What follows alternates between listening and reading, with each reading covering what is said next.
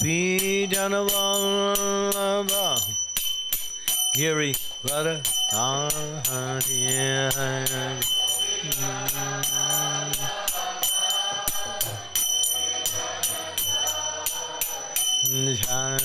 Gopi Janavallabha Giri Vara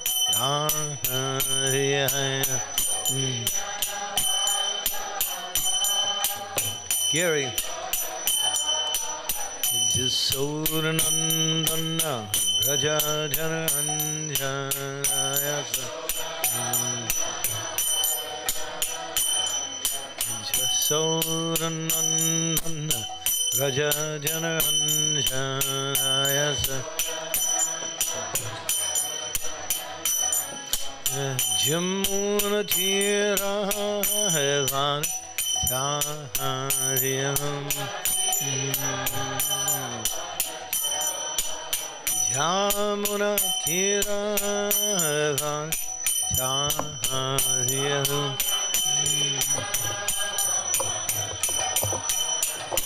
Jaya Radha Madhava Kunja Vihari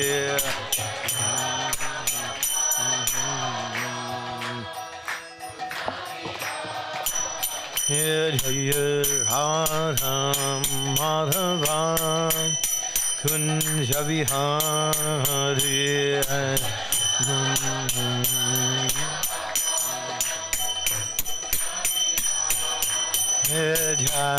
Gopi Janavallabha Giri Varadhari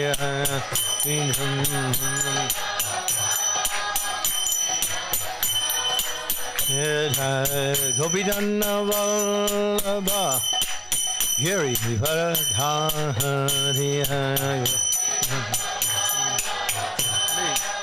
Giri Varadhari Jasodanandana Raja Jananjaya Jasodanandana Raja Jananjaya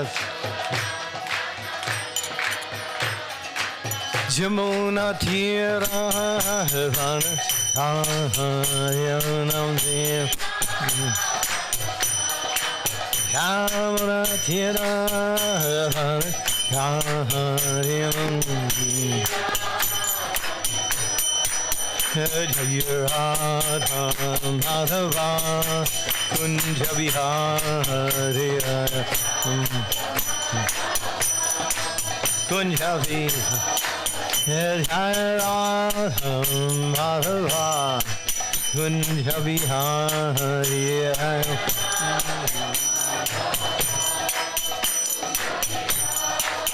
Jaya Prabhupada Prabhupada Prabhupada Srila Prabhupada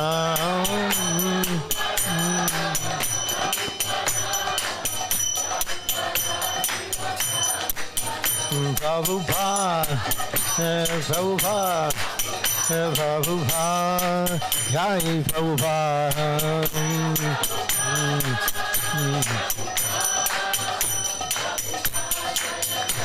Nitai Gaur Hari Bol Hari Bol Hari Bol Hari Bol Hari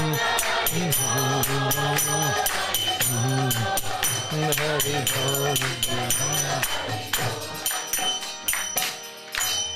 Gaur Premanande Hari Hari Hari Bol Srila Prabhupada Ki Jai Om Gyanti Mirandasya Gyanajana Salakaya Chaksu Unmilitam Yena Tasmai Shri Gurave Namaha. Microphone's too high. Can we bring it down a little bit?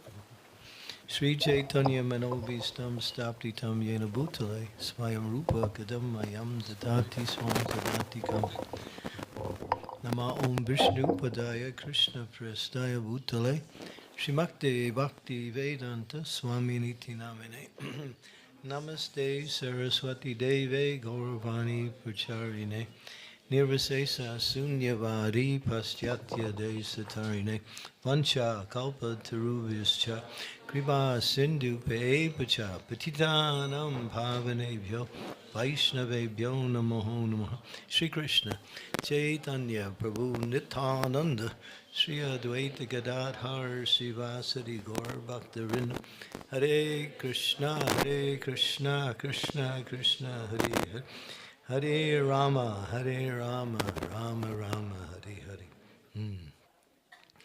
So I was asked by the organizer to speak on this particular subject, which can be titled in so many different ways.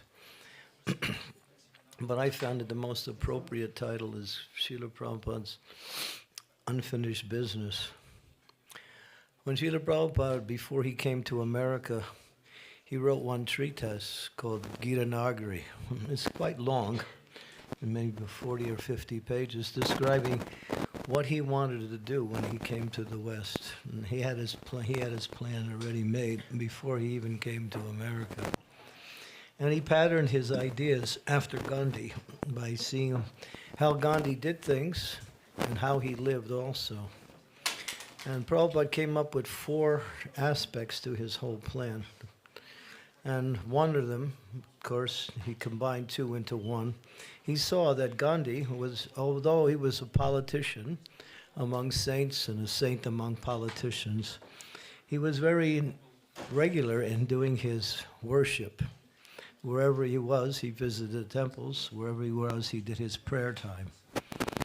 So Prabhupada saw that, and he saw that that would be the foundation for spreading Krishna consciousness. Temple worship and, of course, prayers, what he was talking about, and Prabhupada's translated into Lord Chaitanya's movement. In other words, the Hare Krishna Maha Mantra.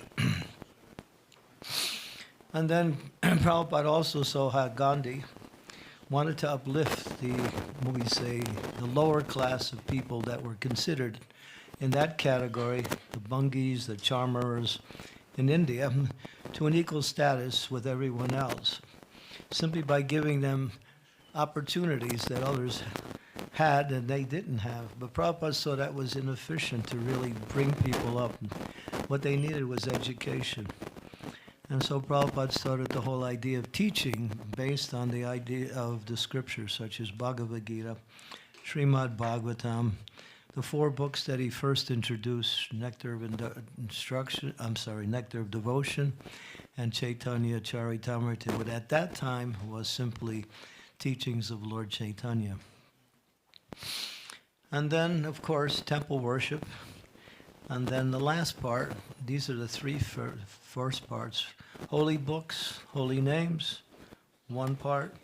2 parts, opening temples, inviting people to come, associate with devotees and learn about the process of Krishna consciousness. Prabhupada saw that, especially in the West, people wouldn't be very much attracted to his movement if he simply presented it in a more rural, in a very, cultural way that it was done. So he wanted to open temples to invite people to come and see and learn and to associate and and then start to practice Krishna consciousness. He put a lot of time and energy in spreading Krishna consciousness through temple worship, and it was very successful. You might say that we as a society have many temples around the world, even more than any other society. I think, of course, other traditions such as Christianity have many temples, many churches. But as a Vaishnava culture, as an Indian, we have temples everywhere in the world. And that's Prabhupada's forte, his expertise in spreading Krishna consciousness through temple worship. And then, of course, education and then initiation, giving people a chance to understand the practice of Krishna consciousness through study of the philosophy and the practical application of that knowledge based on his teachings and the writings of his books as he translated these books from the acharyas who had already given those books, taking their commentaries, their books, and then adding his own realizations to that. And then that was Srila Prabhupada's, contribution to the world, transcendental knowledge, pure devotional service, which is very rarely found. But one thing that he also saw that Gandhi was very enthusiastic. I don't know how successful Gandhi was, but he was enthusiastic for villages, to make villages self-sufficient. And that's something else that Prabhupada saw. And Prabhupada, after seeing the Western society, he saw that Western society was really somewhat counterproductive to both morality, civility, aesthetic values, and, of course, spirituality. And Prabhupada saw that to adopt the Western lifestyle was just a temporary way that devotees can live, but we should transition back to a more natural lifestyle, and that was Prabhupada's fourth part, which we call the unfinished business. When Prabhupada was leaving the planet in 1977, he was, of course, undergoing some difficulties, and it seemed like very soon he was going to leave. And it was obvious, and he was making his departure. He went to Vrindavan, but at one point, when he was in Vrindavan, he decided his health started to rejuvenate.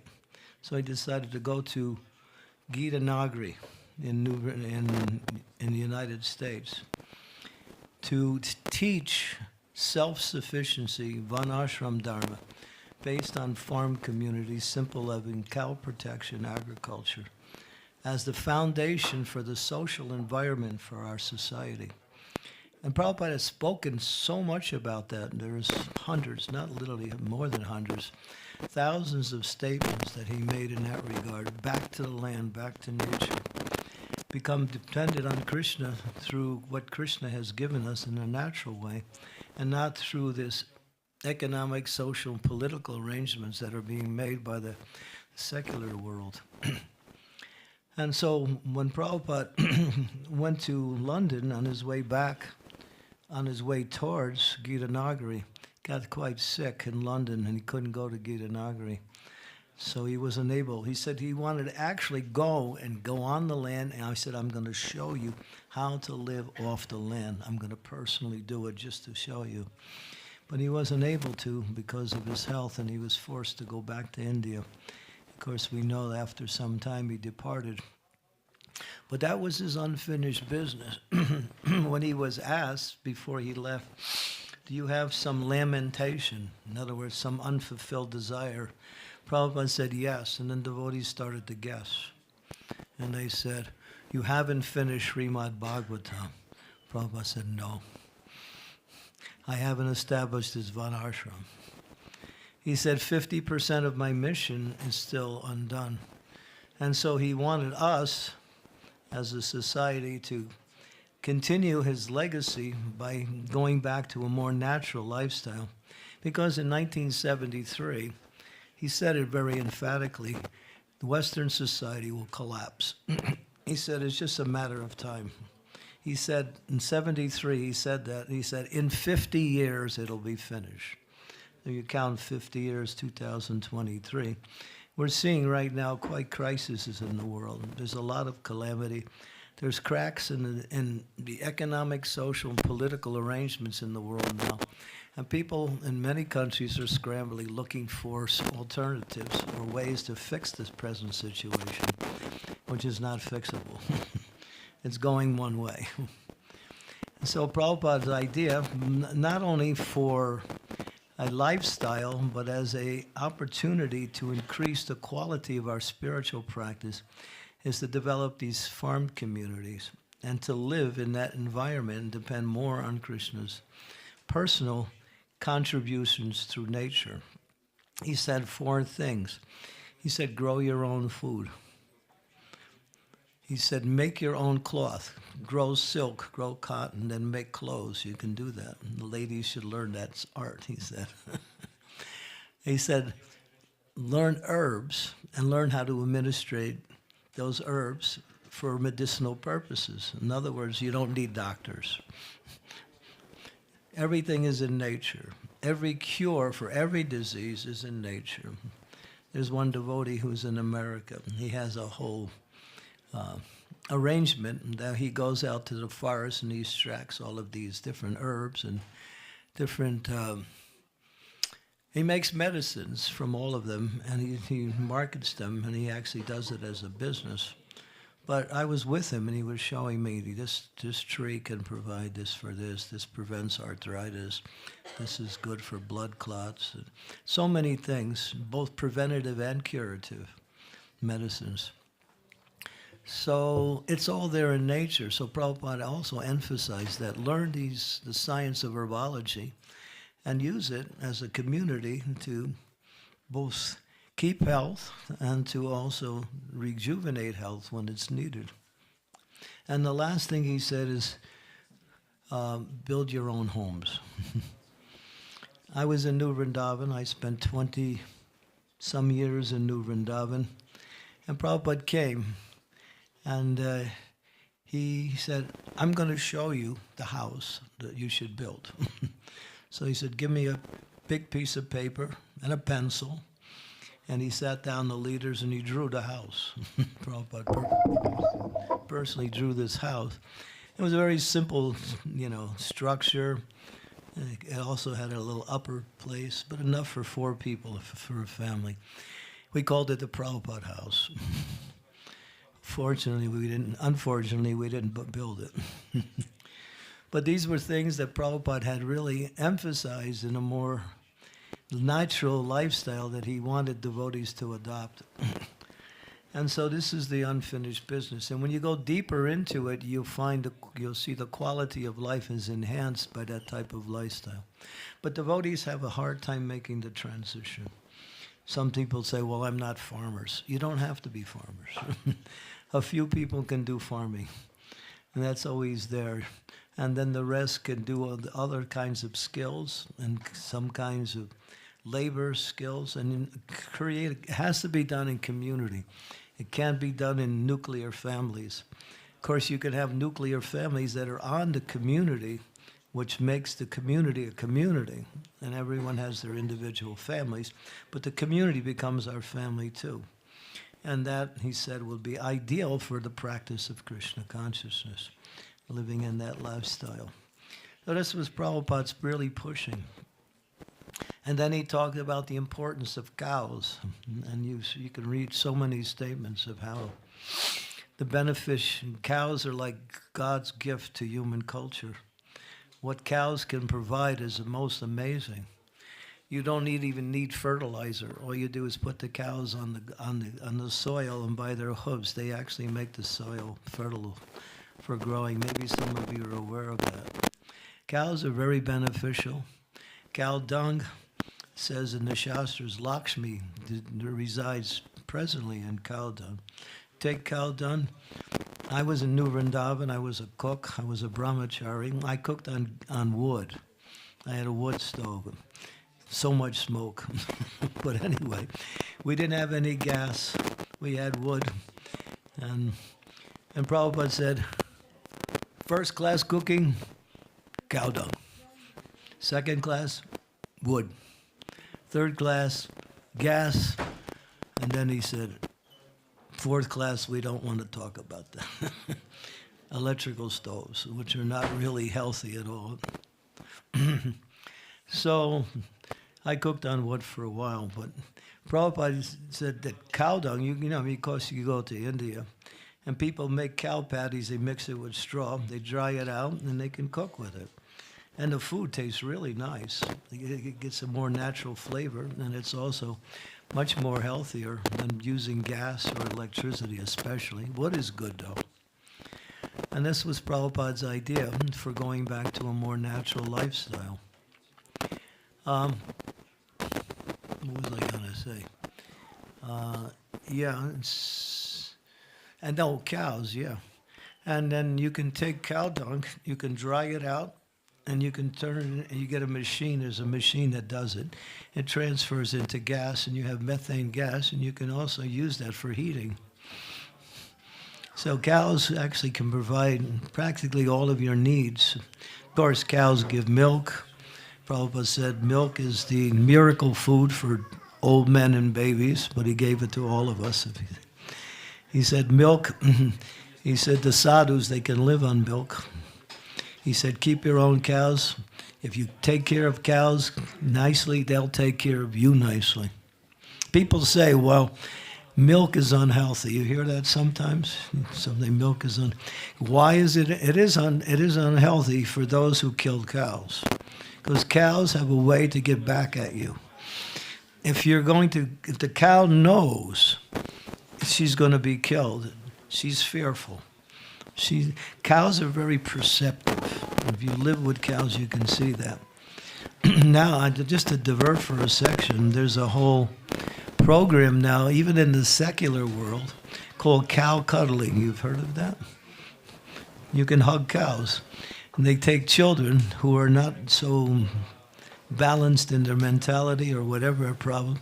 They bring them to the cows and the kids come back happy. They're fine.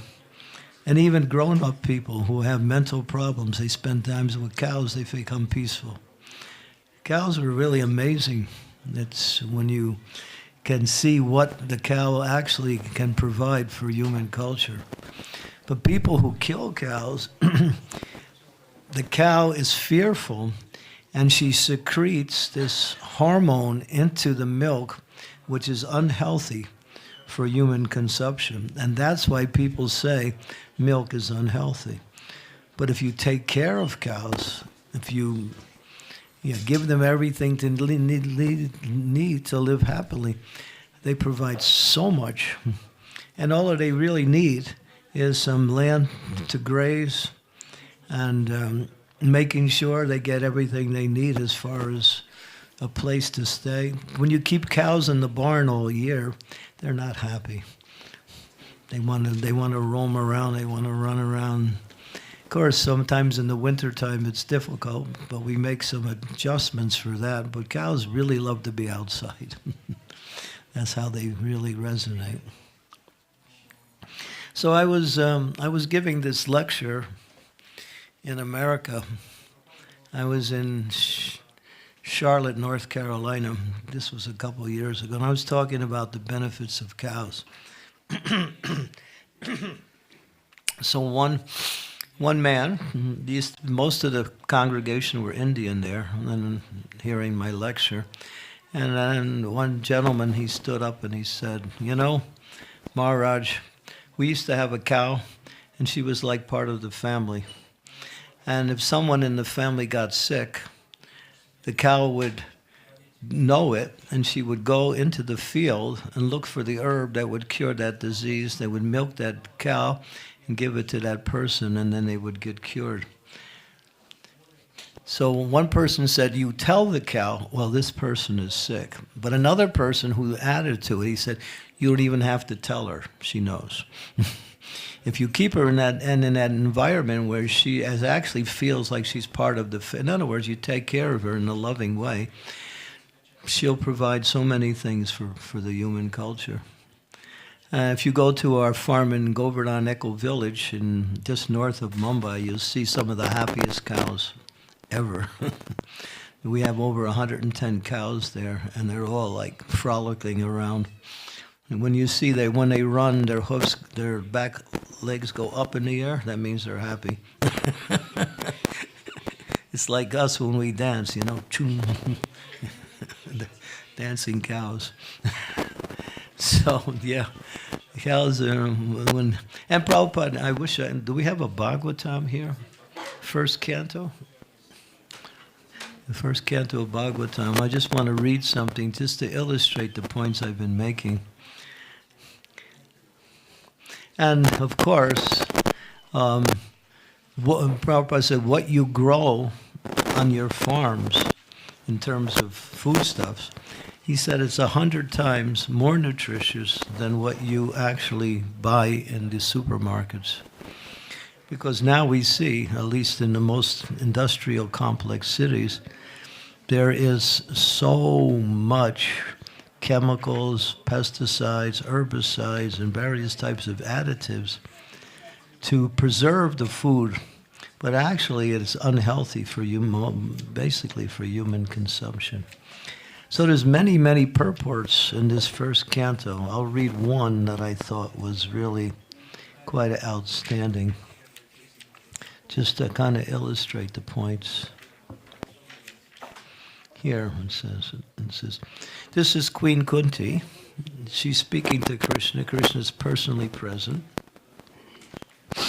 And she says, all these cities and villages are flourishing in all respects because the herbs and grains are in abundance. The trees are full of fruit, and the rivers are flowing, and the hills are full of minerals, and the oceans are full of wealth. And then she says, and this is all due to your glancing over them. So she's glorifying Krishna. Prabhupada's purport. Listen to this first line. Human prosperity flourishes by natural gifts and not by gigantic industrial enterprises. The gigantic industrial enterprises are products of a godless civilization, and they cause the destruction of all noble aims of human life.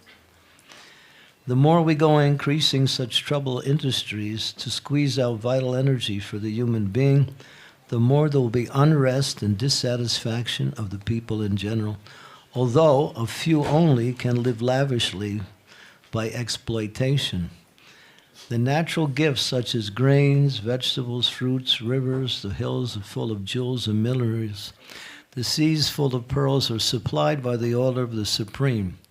And as he desires, material nature produces them in abundance or restricts them at times. So this is nature. Nature is like the provider, and she works under the control of Krishna. Maya dakshena prakriti suyate sacharacharam. This material energy is my energy, and she works under my control. So when people are pious and religious, and especially when devotees are there, she provides. But when people are sinful, she withholds. And that's why people say there's scarcity, or what they say, there's too many people in the world because there's not enough resources to go around. Prabhupada shot that whole idea down when he said it's not too many people in the world, there's too many sinful people in the world. And when people are sinful, then nature restricts. There was this one British economist, his name was Thomas Malthus. I don't know if you heard of him. He was saying, well, from time to time throughout human society, you have to have war, pestilence, and disease in order to check the growth of the population. This is his philosophy. And people today adhere to this idea that these things are necessary because there's not enough resources. But if you look in the world, 30%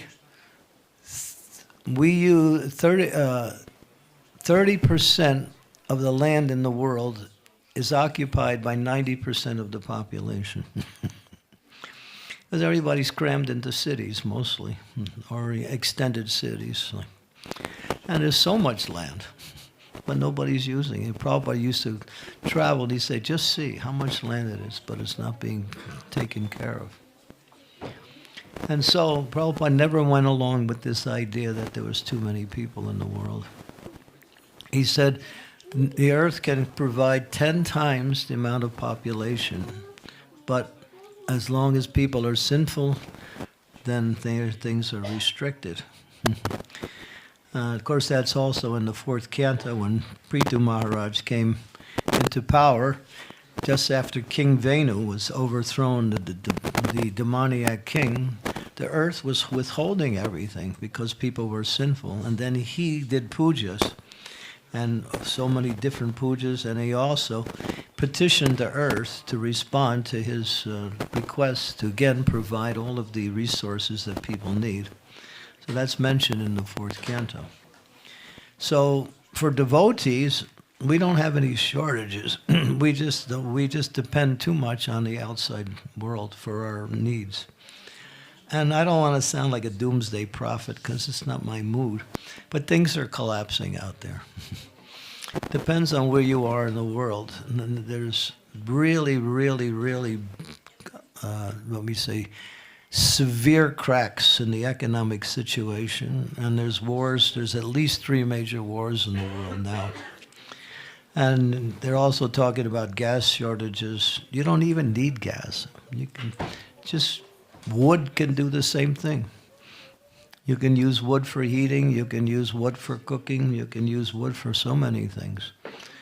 But because it is controlled by the big, corporations, they make gas seem like it's a necessity.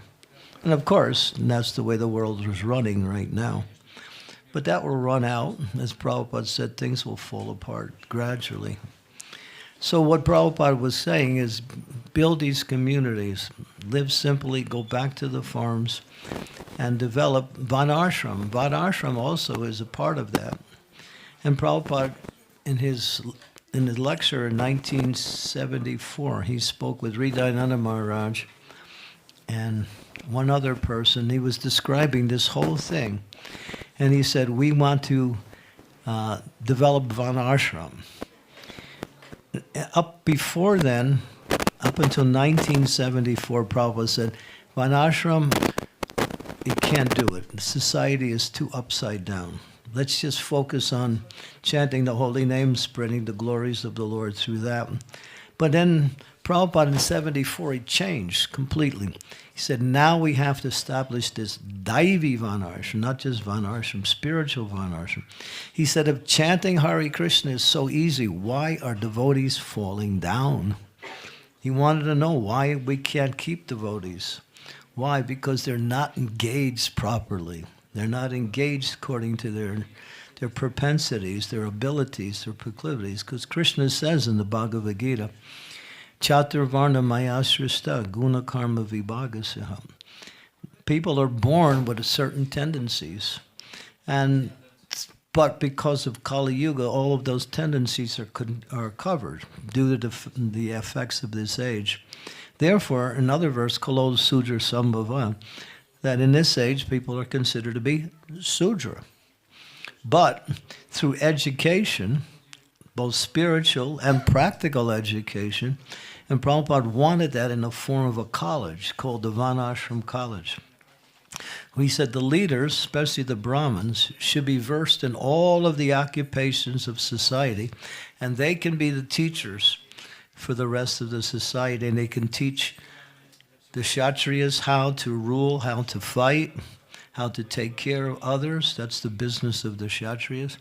They can teach also the Vaishyas how to do farming, take care of cows, agriculture, banking, commerce. All of that is part of Vaishya culture. And then, of course, the Brahmins, they're Patram, Pushram, what is it? What is that? Brahmins. Patam, Yajan, Dana, Pratigraha.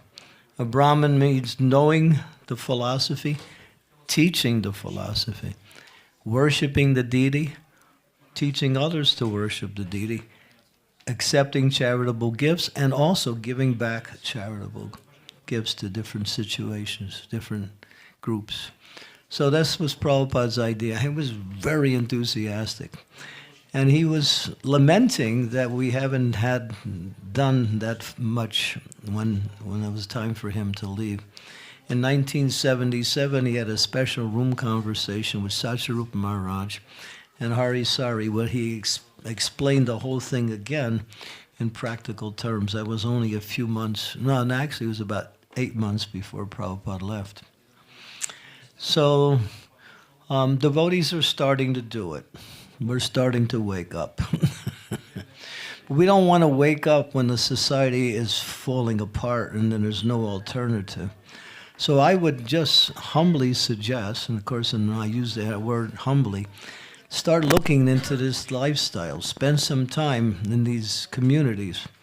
Because in 1974, Prabhupada said the next world war will come between the demons and the demons. And he said after the war, preaching will be really good. And then the devotee said, well, what do we do during the war? Prabhupada said, we have our farms. We can go to our... And he mentioned Mayapur, he mentioned Vrindavan. I don't think he mentioned New Mayapur, but he mentioned Mayapur and Vrindavan. Devotees can live on the farms. He said, the farms are especially for grihastas. And the majority of the devotees in our society are grihastas. Stability in lifestyle. The brahmacharis, they can move around. At least that's what they're supposed to do, if they have to. The sannyasis can't stay in one place because that's their service also, to travel. But grihasthas have to have stability in their lifestyle so they can practice Krishna consciousness, they can raise children, and they can take care of their basic needs, and at the same time, again, have sufficient time to practice devotional life. So these farms, so I'm emphasizing that as the importance of Srila Prabhupada's unfinished business. And devotees are starting to wake up. And I think Bhakti Vikas Maharaj has just gotten a big piece of land in America where he's going to now try to do the whole scheme that Srila Prabhupada has. And there's other devotees who are doing it on a small level. I put together a book. Unfortunately, the book didn't make it here. It's sitting in the car, and the car's not here. It's called Krishna's Ways. Is my traveling associates here? No, they're not here. Yeah, this is life of a sannyasi. You don't know what's going to happen next. All right, what should happen. Anyway, it's a simple book. It's called Krishna's Way, Natural Living, Back to the Land. And it speaks about what I've been speaking about, but in more detail. It's about 100 pages. So if anyone is interested, I'll have the book. The book's here. It's just not here, but it's here. And we can, and it's just for like a small donation of €5. Of course, if you can't afford it, just give a donation. If you don't have any money, take a book. It's more important to get this knowledge out because it's very vital for the propagation or the proliferation of our whole society.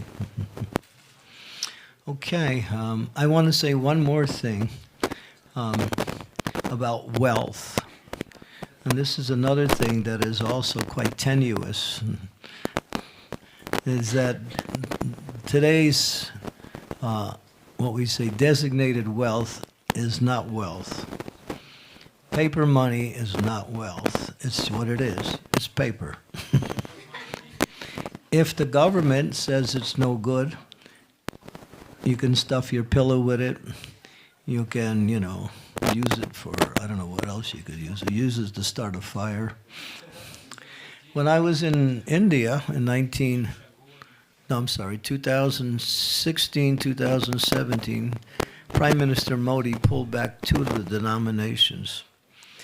And if you didn't have any proof that you earned that denomination legally, they wouldn't cash it in. In other words, they gave you a time period to bring in those. And if you couldn't prove it, he wanted to get rid of the black marketing. So he pulled back these 2 denominations. It was the 2000 note and another note also.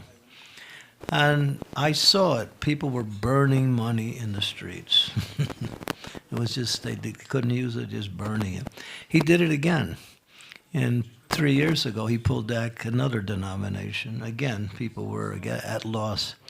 So this is just to indicate that this money has no value. Real value is 3 things. If you have land, you have wealth. If you have animals such as cows and horses and others, you have equity. And if you have precious metals, you have wealth. This is actual wealth, and this comes by the arrangement of the Supreme Lord. There's a particular constellation, it's called Swati. Have you ever heard of it? Swati constellation? It's when that constellation is in the heavens, and if it rains at that time, the rain, when it falls on the head of a snake, it becomes gems.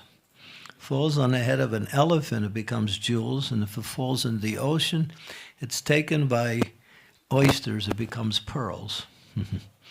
So wealth actually comes from God or through nature. Like that's real wealth. So if you have precious metals, that's wealth. If you have land, you're in good shape. And if you have animals, of course, to use on the land.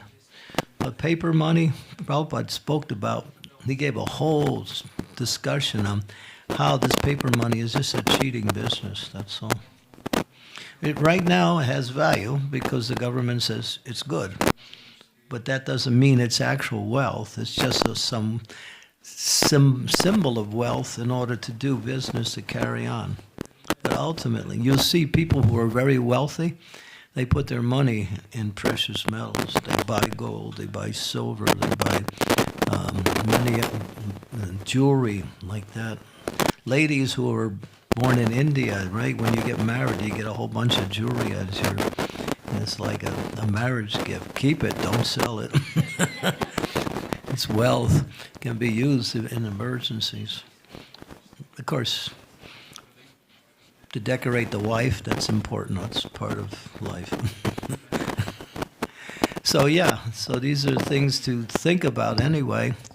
I'll have the book available maybe a little later within the day if anybody, we'll put a table on the outside. It's a nice little book. In there's a QR code.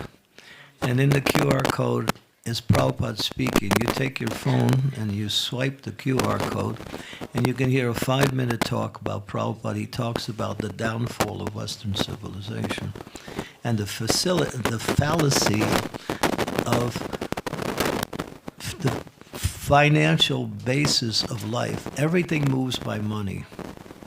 But that's not culture. That's not human life. Values, human values, aesthetic values, spiritual values. This makes up human culture, not money. Now, if you have money, you can do things. And if you don't have money, get money.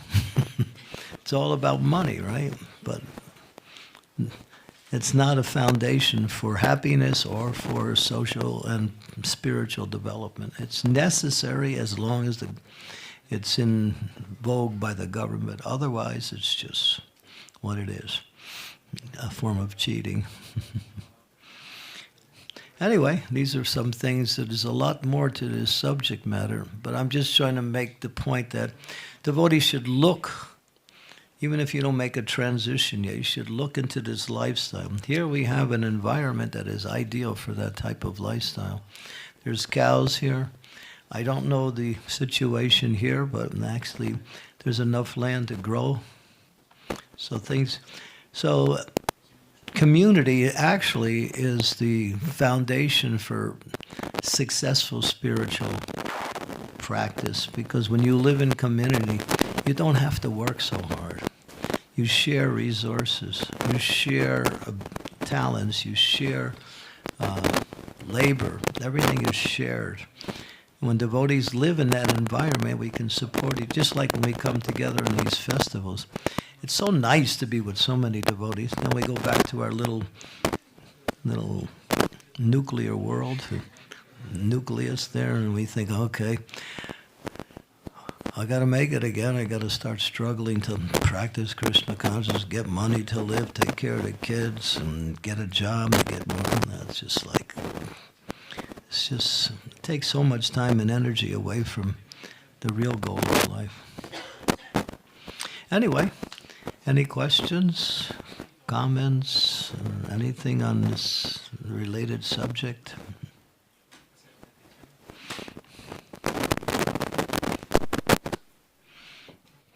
Yes, and way in the back. We have a microphone. We have an extra mic that we can bring back there. Okay, just speak your question and I'll repeat it. Prabhupada once said that he created this ISKCON society to create brahmanas, to educate brahmanas. My question is, if you just follow the regulative principles, means does that mean that you are on the platform of a brahmana? Does it mean you're under? Platform of a brahmana? Platform. Prabhupada started by creating a class of brahmana, but then he wanted the brahmanas also to be teachers for the rest of the society who aren't inclined to that particular category of practice. So he wanted people who are kshatriyas, who can manage, who can fight when it was needed, who can take care of people. Kshatriyas are meant to take care. They're more organizational. They're more like temple presidents. They're persons who are concerned about others. So that's the mood. Prabhupada wanted the Brahmanas to learn all of these different arts and teach them, and then develop a class of Kshatriyas and also Vaishyas also. So he started off by developing Brahminical culture. But he wanted, and he also explained it, there's statements that he said the Brahmins should teach, to be the teachers in society for the rest of the society. Does that answer your question? I'm not sure. Yes, thank you. Yes. Thank you very much, yeah. Anyone else? Okay, yes. There's no other question. I have one more. Sorry, well, that was from Mataji. Yeah, we'll come back to you. Okay.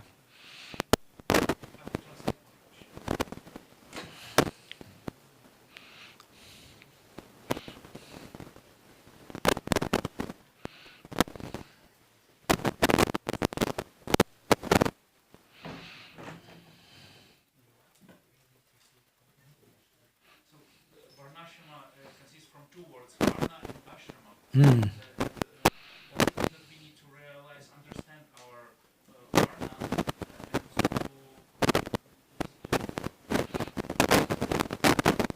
and put ourselves correctly in the society according to the varnas.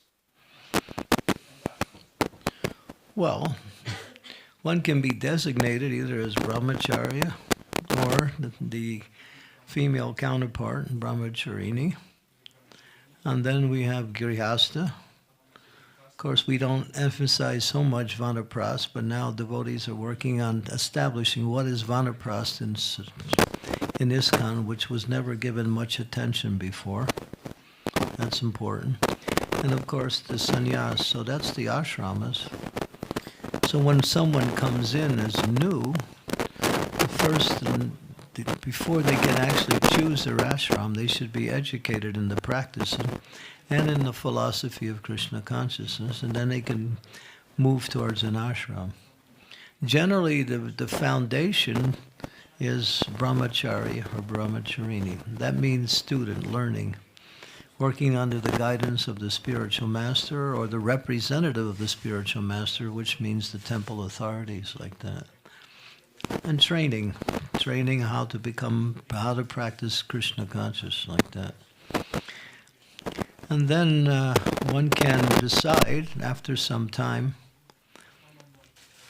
like say you spend 2 years in the brahmachari ashram and you think, well, maybe I should move on and maybe I'm more inclined to grihastha life. So then arrangements can be made for a person to move to that ashram.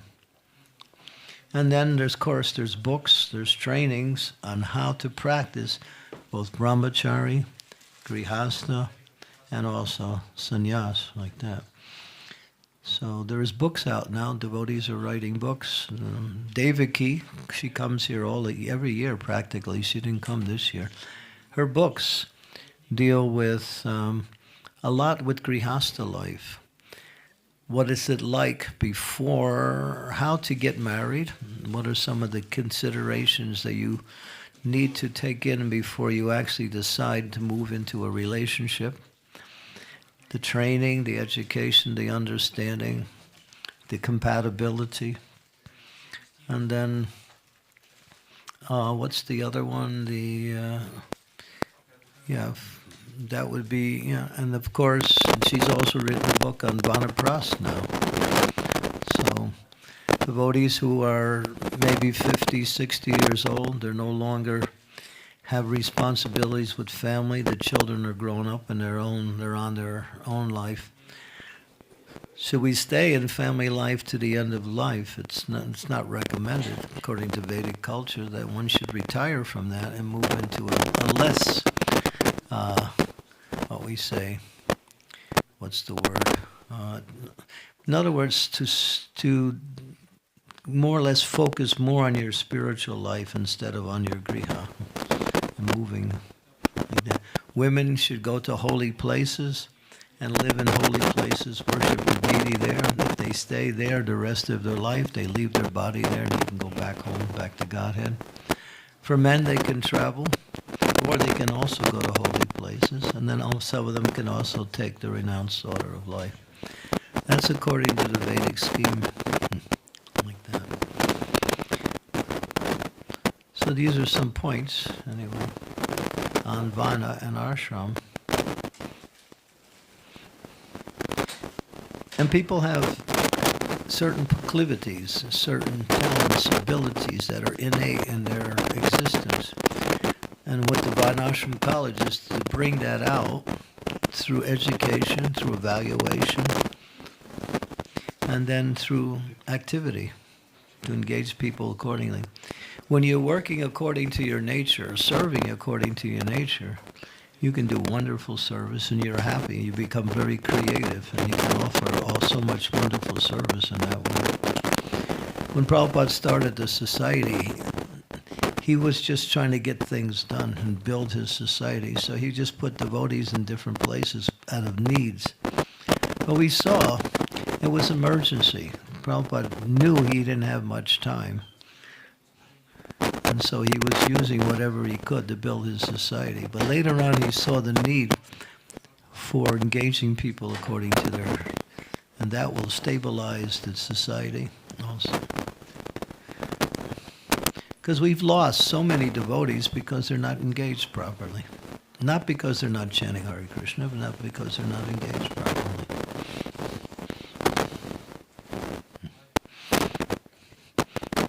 Because service is actually our way to offer our bhakti to Krishna.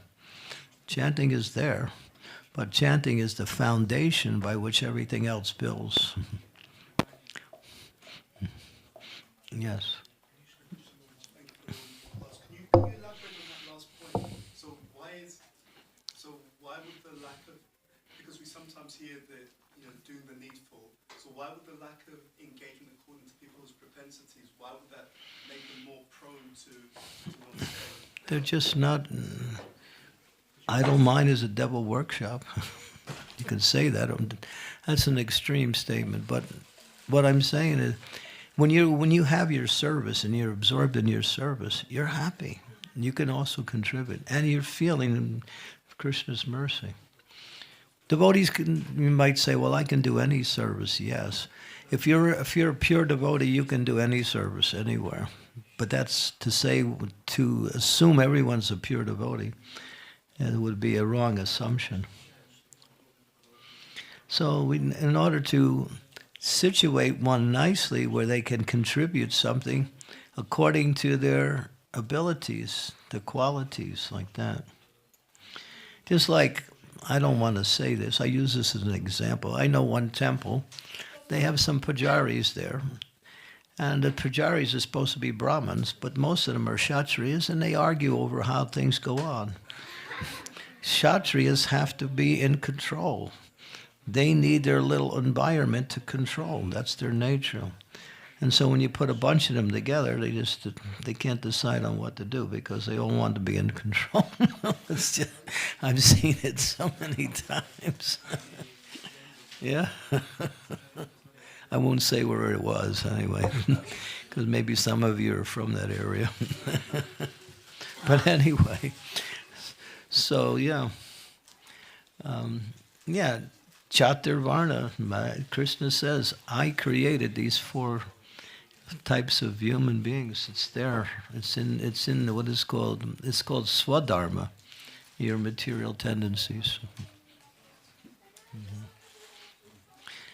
And this is Prabhupada said, the society, actually right now to some degree people are working in that capacity, but it's not organized. That's what we find of.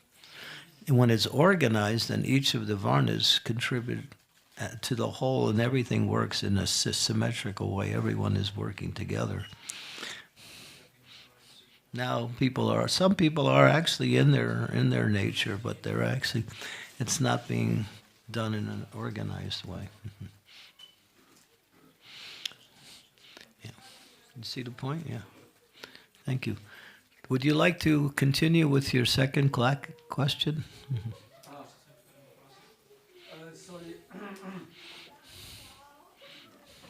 how is it decided to which Bhavana you belong to? Is traditionally the guru in the Yeah.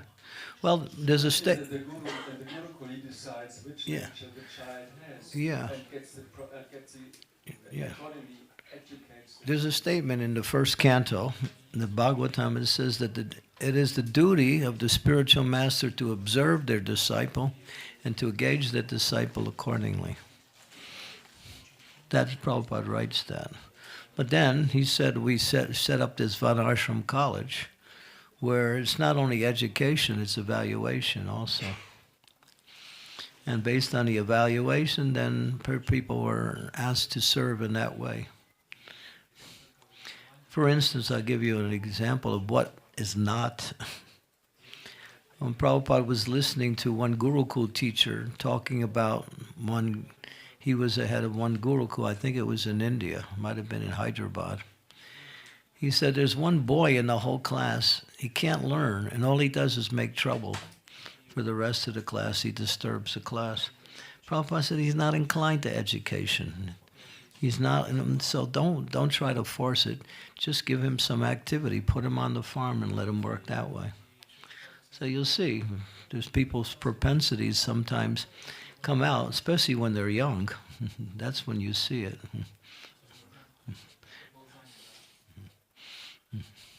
When we get old, we kind of not get old, but when we get on in age, it becomes harder to designate.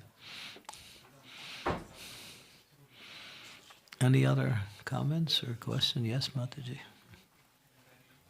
Yeah, I see that my daughter, she had the idea she wants to make money like this, and then we went to an astrologer, and he said in her past life she was missing her family situation, so in this life she's not meant for making money, she has to take care of children. And then she was studying she is engineer for farming, so she can, like the animals, to take care of animals or plants or children, is like the motherly.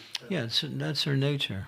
So I was thinking we should, every devotee should become like astrology checking, because sometimes I see that the guru doesn't do it well. Well, the guru is supposed, the spiritual master, that's his service, really. But astrology, unless you find a really expert astrologer. But it's also Vedic. Yeah, system. it's Vedic, yeah, if you can find good astrologers. Because it's very helpful. Well, they have to have a reputation. They have to have some portfolio to show that actually they're qualified. Okay, Mataji here in the front, she's had her hand up for a while, so we'll come up here. Maybe let me first just comment on this, like what is our varna actually? In the Bhagavad Gita it says guna and karma are the characteristics by which we can understand. So yeah, the spiritual master can see it, our parents should also see it, Right. we also should see it. Yeah. But I have a question actually, if I understand correctly, for this age, Prabhupada recommends us to have these Gita Nagaris, like smaller rural communities on the land. So we should not strive for having some devotion of Varnashram cities, maybe like in Krishna's time, Dwarka. Cities? So it's not like for this age, if I can understand correctly. Because some people might be discouraged, they don't want to live on the land, they prefer a palace. It can be they like nature, but they prefer a palace with a garden. It can be done. You're right. No, she's made a real good point. And it's, you can't, the word farm is a bad word for some people. But Urmila and her, Rukmini, put that book together. What is it called? Kari Dharma. Yeah, so that might kind of fit into what you were saying. That you can develop urban communities also. But the point is community. That's the point. It can be done in an urban, where you have a temple, and then you have devotees all living around the temple, and maybe in their own different enclaves like that. And then they can worship together, and also associate together in different ways. and also assist each other in their occupations, and especially in taking care of children. What does it say in the Shastras? Takes a village to raise a child. Yeah, it's not easy. When children have many adults who are well-wishers, and the child becomes very happy and grows up very natural. The child's happy, then that's all we have to care about. Then they'll do the right thing if they're happy. If the child is not happy, then everybody's not happy. So yeah, does that help a little bit? Thank you. Yeah, and a very really important point. But that's been brought out by these devotees who wrote that book. Really, the book is like this big. It's easier to go on the farm than read that book.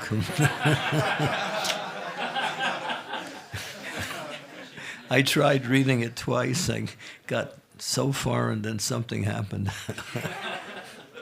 Somebody also wrote a review. It said, it's like wading in deep water, you know. So it's like, but I mean, it's quite thorough. I mean, they took in there. They did a nice job. They did a wonderful job in helping to give us a broader picture of Varnashram. You know. Okay, yes. So, yes, we have a question in the back. Yes, we're talking about Varna and Ashram. Daivi. Make sure you use the word Daivi. So, Bhagavath Vasa wrote a book, 4 Simple Steps to Ashram. And there he quotes Prabhupada saying that first we determine what our Varna is, and then we determine what our ashram is. Do you have any insight into that? Yeah, he's quoting Prabhupada, yeah. Prabhupada was saying that mostly for the non-devotees. He said that when we establish our farms, and as society starts to fall apart, people from the secular world will be looking for shelter. He said the first thing we give them, they'll come to our farms, we give them Varna. Once they get situated in their Varna, we can gradually teach them about ashram. And not ashram first, yeah. So that's the reference there. Well, thank you for that. I knew that quote, but I didn't know the context in which Prabhupada spoke that. It's Yeah. very valuable. Yeah. Thank you. Okay, so we have any more comments, questions? Something to look into. I'll have my book available soon as I find the persons that I'm supposed to find. Anyway, I have the books, and we have about 40 copies, so if you want a copy, and if you can give a donation, fine. If you can't, I'm not saying I'm selling the book. And just take the book and read it and see what you think. It's important. And it also talks about 2 things. It talks about farm communities. It talks about Harinam. Harinam is a big part of the book because for preaching, Harinam is the way to preach. Book distribution, Harinam, it goes together. Because Harinam, if we do mass Harinam around the world, we can change this whole society. Can you imagine all of the devotees doing Harinam? The whole world would change. Because Harinam is protected by Lord Chaitanya. And it's the Yuga Dharma. It's the powerful way to purify the whole atmosphere. It may take a little time for that to develop, but still, this is where we find the essence of our preaching, is in Harinam and, of course, books. As Prabhupada finally said, he said, we have 2 solid programs: farm communities, book distribution. He said, what he meant by solid, he said, if you put time and energy in that, you'll get results. That's what he said. Yeah. So, yeah. Everything is quite simple in Krishna consciousness. Yes, please. Thank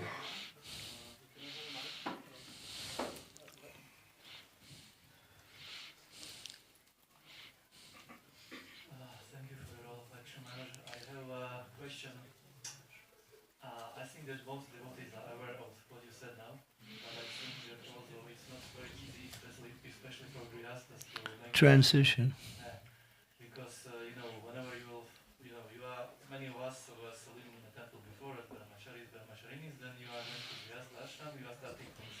then you need to take some mortgage, loan from a bank, whatever. Yeah. And then you need to get a nice job to pay all these things. But you don't have to go that route. But many of us already did.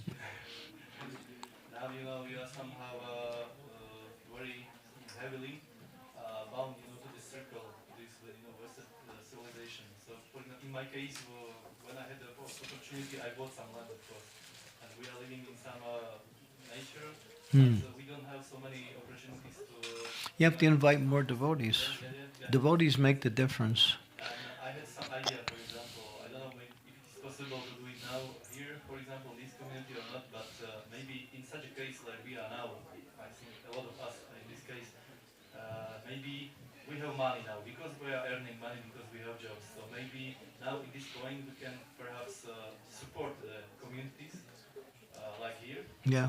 We can give money so they are perhaps able to engage more devotees, pay them to grow the food, to grow the land, whatever, to upgrade everything. Yeah. Then when something will happen, so we are actually like buying, or how to say, or renting our space, our place here. When something will happen, when the community, when the Western style of life will, be completely. It's going. So we can maybe come here. We will have our ground, whatever. I don't know. Just maybe. Yeah. That would be the progress. Yeah. But don't wait till it all falls apart. I mean, what I would suggest is that spend some time, go on one of our farms and live there for a while and get an idea what farm life is like. Not only, we're not talking about farming, but that type of environment, living in that environment. Community.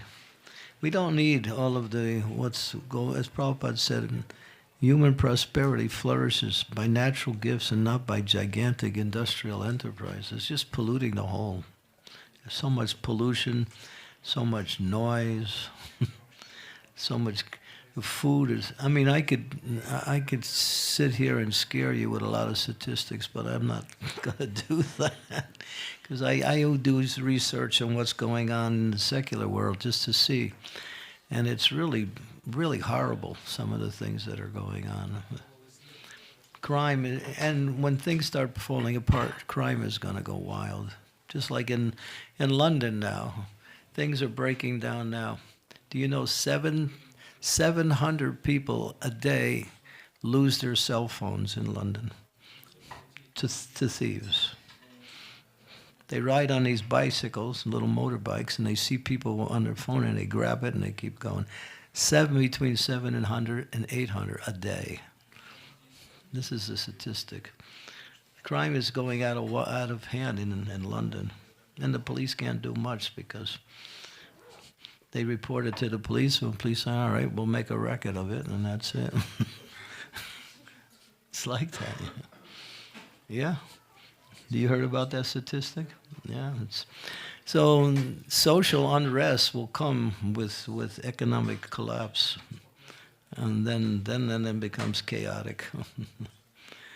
So I'm not trying to scare you, but if it works, I will. That's not trying to scare anyone, because we don't want to do something because of fear. We want to do it because we see the benefit of it. This lifestyle is natural. When someone was talking to Prabhupada, Prabhupada was talking about the problems we have in the world, and one devotee said, yes, Prabhupada, from time immemorial, Prabhupada said, no. Only the last 200 to 300 years, because it is in Western society. These were all the problems came. He said that. Before, people didn't live like, this industrial revolution has only been 350 years, that's all. And pretty soon, they made a mess of the world. So much pollution. Anyway, that's another subject. Yeah, so what you're saying, yeah, contribute to that. That's nice. That's important. But take a look. You can get 2, 3, not 2, but 3, 4, 5 families together, get a piece of land, get 1 cow, and you can start a little community like that. Land is available. It might be expensive, but it is available. Okay, I don't want to belabor the point too much, and so there are so many other activities going on. So thank you very much, and please take a look at the book when I'll have it out in about an hour or so. Srila Prabhupada ki jai, Gaur Premanande, Hari Hari Hari Bol.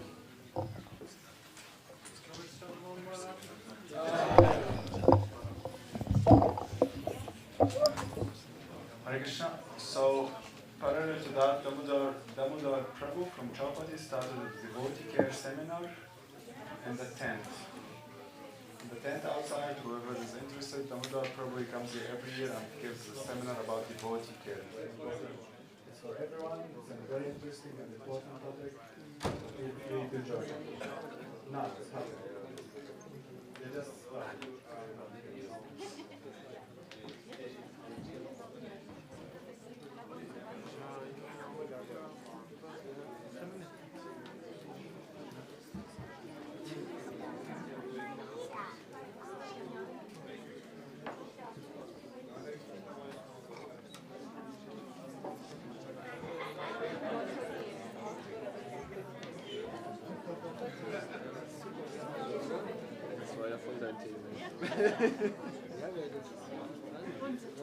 Ja, schon.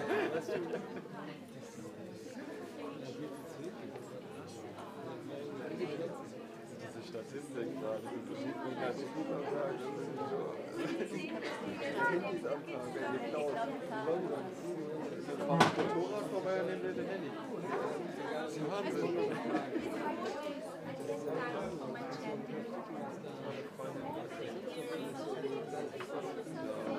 Man kriegt ja gar nichts mehr mitbekommen.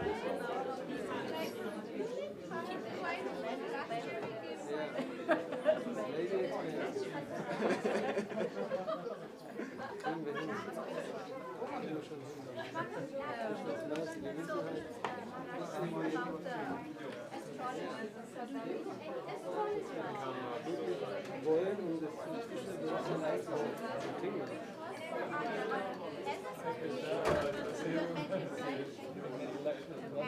Yesterday was my younger one along with me when we did